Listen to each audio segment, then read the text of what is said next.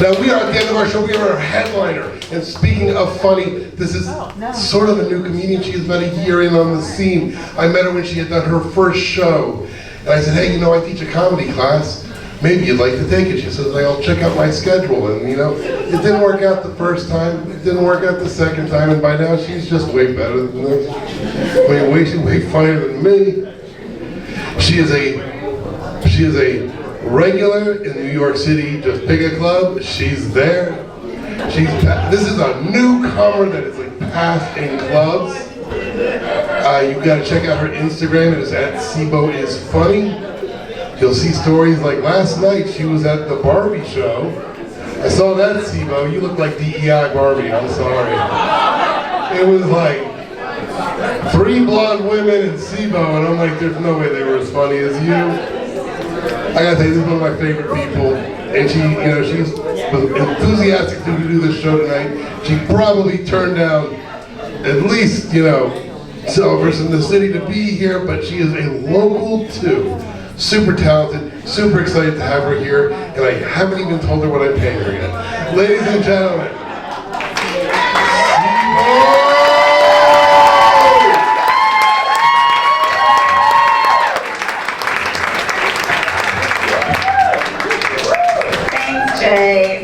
You're so ridiculous hyping me up like that. Guys, everything he said is completely true. You're in for a treat. No, I'm really excited to be here headlining in Maplewood. It's very exciting. I live like 5 minutes away. My kids, they got in the bathroom. They have no idea. But to tell you a little bit about myself, I'm an older millennial, okay? I was born in the late 1900s. I gotta get into the weeds and the decades and all that. But like a lot of millennials, I hate when people say you can turn someone gay, okay? Like, I grew up believing that like, you don't choose your sexuality, right? Like you can't help what you like or don't like. Like take me for example. I like penises, you know? But I don't want to, okay? Because like when a man is attached to the penis, it ruins it. But here, you know, I stand before you married to a man with a penis. I couldn't help it. I didn't choose penis. Penis chose me. But as a result, when my husband and I, we had kids, we're like, we're not going to do any of this heteronormative stuff where boys can only play with this or girls can only wear that. We're like, no, we're going to let our kids be who they are, you know, regardless. And my middle son, he's 5, he loves playing with dolls, okay? His favorite Christmas gift last year was a Barbie doll dream house. He loves his Broadway plays and musicals, okay? I put him on to Beyonce, he's part of the Hive. He loves watching RuPaul's Drag Race with me. We have our own handshake where we're like, call me. I am convinced that I turned my son gay. I did it. I carried out the agenda, the gay agenda. But it's fine, it's fine. Like, I feel like there's enough straights in the world and we see how that's worked out, so it's fine. But I'm also like, check back in 20 years, you know, like he could just be a straight man that, you know, likes musicals and RuPaul and playing with Barbies, you know? Yeah. And that doesn't make him gay, right? That makes him brave, okay? I'm raising a brave son, so you're welcome. Thank you. But I have 3 kids all together, okay? Ages 8, 5, and 3. I'm in the thick of it, and parenting young kids is so hard. Like I feel like I'm always constantly failing. The other day I came home from work super tired, and my 5-year-old son, the gay one, he came up to me, you know, with like paper and crayons. It was just like, Mommy, do you want to color with me? Like the simplest request, right? Like you sit down, you color. And I looked at him and I was like, God, buddy, when you ask me a question like that, if I were to say no, I'm gonna sound like such a bad guy, you know? Like, of course the answer is no, sweetie. Like, get the fuck out of my face, beat it. No, I didn't say beat it. But it's so exhausting, you know? And like, my friends will be like, you know, like, we love your kids, we'll watch your kids. but I'm not buying it, okay? They love me, okay? But they think they love my kids, but then they come over to help and they spend the whole time just talking to me while my kids are in the background burning this whole shit down. Like, if you're gonna offer to watch my kids, we need to treat it like a drug deal. Like, no chit chat, no small talk. I slip you the kids, some money, and I head to my room to smoke some crack. I deserve it, I earned that. But no, like, I'm not a completely terrible parent. I'm actually a gentle parent. Do you have any gentle parents here? I feel like we're a Maplewood. If you're not familiar with what gentle parenting is, it basically means you don't beat your kids. You don't believe in beating your kids. And you more so, you understand little kids are just like little people with big personalities, and you just are helping them navigate those emotions through like words and boundaries. Also, these little people can grow up to play the fuck out of you.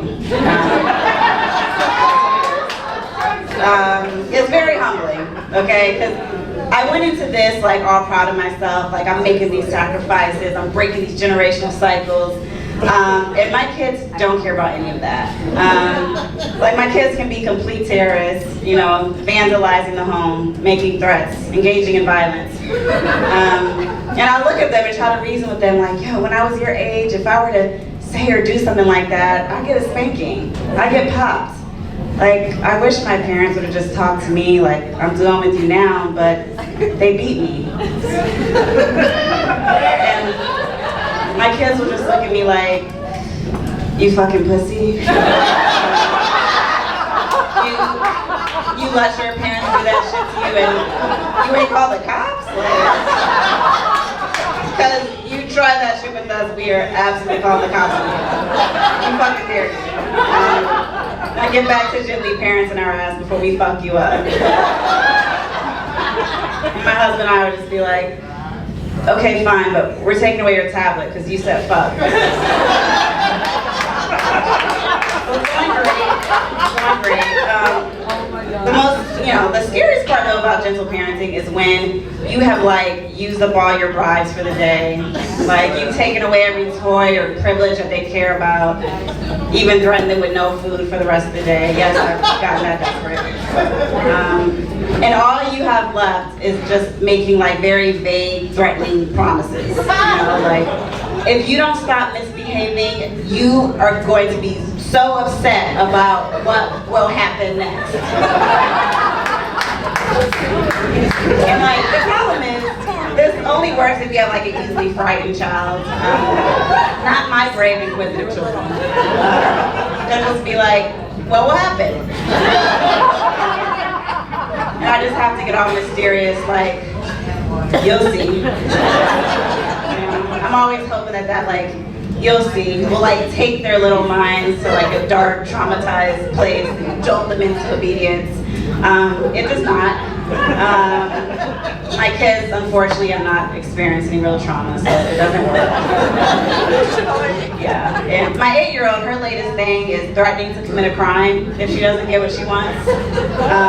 Very recently, she wanted to get this Pokemon thing from the comic book store, like right, in downtown Maplewood, and it was only $5. We were just like, no, like you're not gonna get it just because like we may have the money for it. It doesn't work that way. And she looked me and my husband in our face and was just like, guess I'll have to steal it. And it's like, as a gentle parent, what am I supposed to do with that? Like I'm not gonna be like, don't do that, I'm gonna call the cops on you. Like, I'm not gonna be a Karen to my own child, And she knows that shit. Like she like reverse Karen me. She like Lakeisha me. But at least like I am in the thick of it with my husband, we've been married 10 years. And you know how in couples with kids, if they ever get a divorce, they always make sure to tell the kids, like, it's not your fault, sweetie, like, mommy and daddy just have problems, it's not your fault. If me and my husband ever get a divorce, it will absolutely be our kids' fault. 100%. And I look forward to telling them this to their sweet little precious faces. Oh, you want to know why mommy and daddy are getting a divorce? It's Because of you. Yeah. All three of you. Yeah. See, me and Daddy, we were good before we met y'all. Like, y'all did this. And explain to you why it feels like Daddy and I haven't had sex in 20 years. You're only 8 years old. Like, me and Daddy, we have nothing left to give. You now come from a broken home, and you broke it. So. Go to timeout, think about it. No, don't feel bad, but I mean, you did ruin your family. I hope refusing to brush your teeth night after night was worth it. That's all. Good night. Yeah, that's fun. But no, I do love my kids. I talk a lot of shit, but I love being a mom. And tomorrow's Mother's Day. Shout out to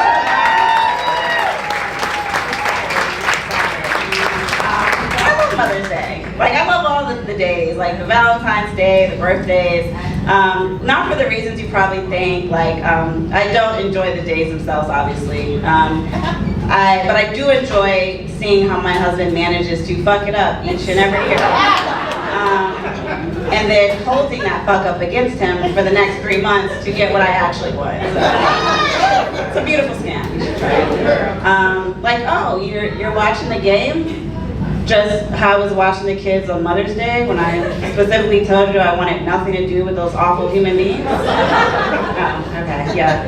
Why don't we cut off the game and you go clock in for bath time and bedtime duty? And by the way, Harper did not have a nap today and he is currently spiraling. And I think Maya has diarrhea, so just something to look out for. But no, I really am. I'm looking forward to seeing how he falls through tomorrow. I want to be a victim. You know, because it's like, you know, the little flowers, dinner, a gift, or months of threats, bribery, intimidation, humiliation, to get what my heart truly desires. So, we'll see. Wish me luck. But I'm obviously happily married. Healthy marriage. But no, like, we have been together for 10 years, and I have people who've been like, you know, what's the secret? How do you get to 10 years? And I'm gonna share a secret with you guys. The way we've made it to 10 years is that we set the bar extremely low. Okay? It's all about like E for effort, you know, T for trying, F for fuck it. You're not beating me, so I guess it's fine. But no, it's like results don't really matter as much. I'll give an example. Like for me, I want date nights, and my husband wants sex. And what we both learned is we don't always get what we want. But we do appreciate it when the other person tries, right? And this happened recently where it's like, we had not gone on a date for like months. It had been 6 months without a date night, y'all. 6 months. And I was pissed. I'm like, dude, like what's happening? We need to go out. And he put together this great date night for a Friday night. I was so excited. But then the last minute I had to cancel because a work emergency came up. And I was so bummed. I was like, babe, what were we gonna do? He was like, babe, I had these like couple like mani-pedis we were gonna do at the spot you love. I was like, for real? He was like, yeah. Then after that, we were gonna go to this paint and sip that I found. I was like, for real, babe? You know I love to paint and to sip. Like, like what else? He was like, we were gonna go to the movies to get some popcorn, and not to see a movie, because I know you don't like that, but to get some popcorn because I know how much you love popcorn. I was like, real, babe? I feel like he lied about that last part. But the point is, like, it didn't matter. We did none of that shit, but he got the points for just, like, trying to do that shit. Like, that's how low the bar is. That bought him, like, another 3 months of not taking him out on a date. We haven't been on a date in 9 months, so that's what it's like. But it goes both ways, you know, to my ladies, like, because I recently got credit for attempting to initiate sex. Something that he has asked me to do from time to time. That's the feedback I get. But the thing is, he was sleeping when the sex was being initiated, so it didn't actually happen. And this is a true story. Like, the next morning I told him, I was like, babe, last night I tried to have sex with you. And he was like, babe, for real? And I was like, yeah, babe. You know, because I got out the shower, fresh out the shower, got in the bed, no drawers on, which I normally do. I'm usually like, don't fucking touch me. This time, you know, I got in, you know, doing little booty tooch, you know, letting me know, I'm like, you can't fucking touch me. Started playing with it a little bit, you know, and he was snoring, out cold. And as a side note, it's actually like a man can be fully aroused and snoring loud as hell. It's true. It's disturbing to see in real life, but that happened. And when I told him this the next morning, he like gave me credit for that. He was like, "Wow, I'm so proud of you." So that's like the secret, like imaginary dates and imaginary sex. Your reality, you know, may be awful, but your imagination is fully satisfied. So that's my advice to you. Hold on to that. Take that what you may.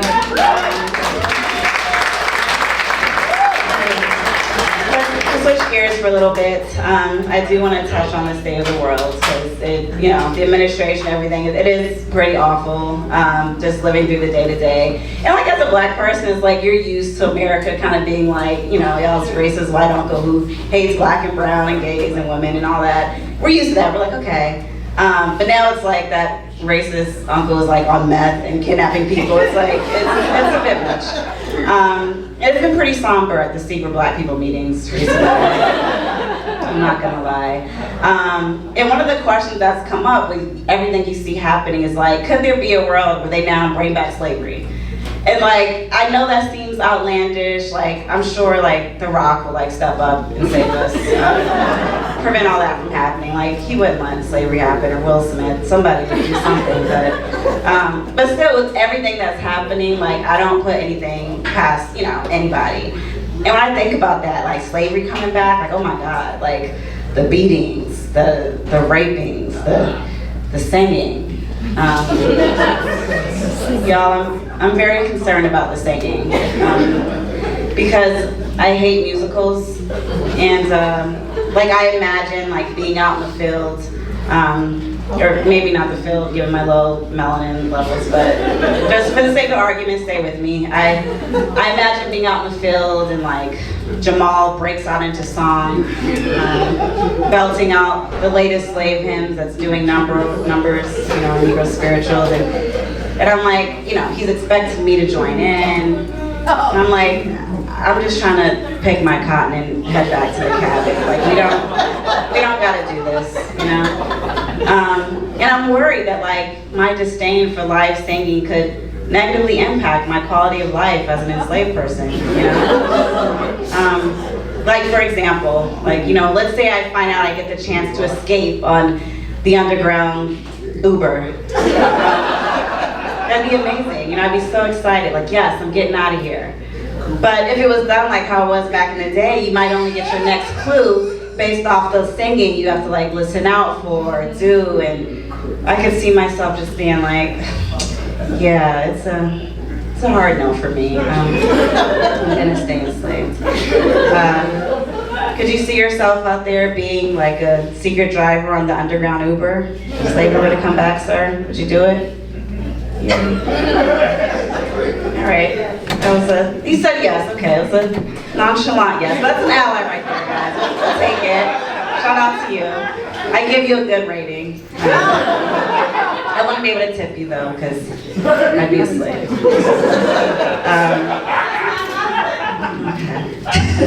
Now, I know I'm not the best like messenger for this as a light-skinned black person, because there's a world where if slavery were to come back, I might be in the house. But to my future potential enslaved persons, I promise y'all don't want me in the house. Because I hear just the first note to wade in the water. I'm telling.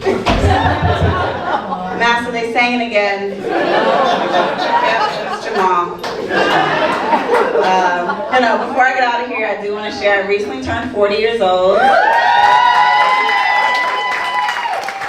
That's part of the reason why I took this leap into stand-up comedy. I was like, you know what, now's the time. Now that I have all these responsibilities and kids and a mortgage, now's the time for me to try to pivot to a new career with very high success rate, very lucrative, foolproof. And I know some of y'all might be looking at me like, what, 40? No way. In case you haven't noticed, I'm black. I turned black 40. You know, it's not the same as white 40. There's a difference.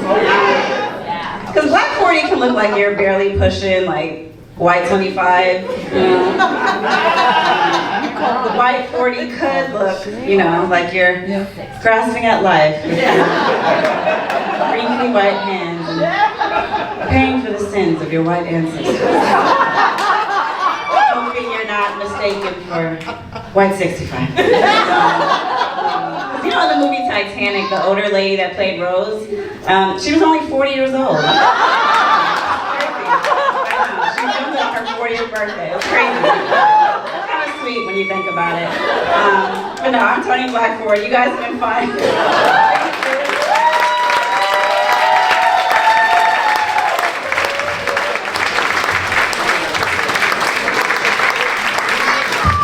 Leave it going for the Black 40. Sibo. Keep track of her at Sibo is funny. S-I-B-O is funny on Instagram because, yes, she's just got funnier and funnier. I want to thank you guys so much for coming out here tonight. This is the end of our show, but thank you so much for coming, supporting live comedy, supporting your friends, supporting the South Orange Maplewood Adult School. Love you all, man. Thank you.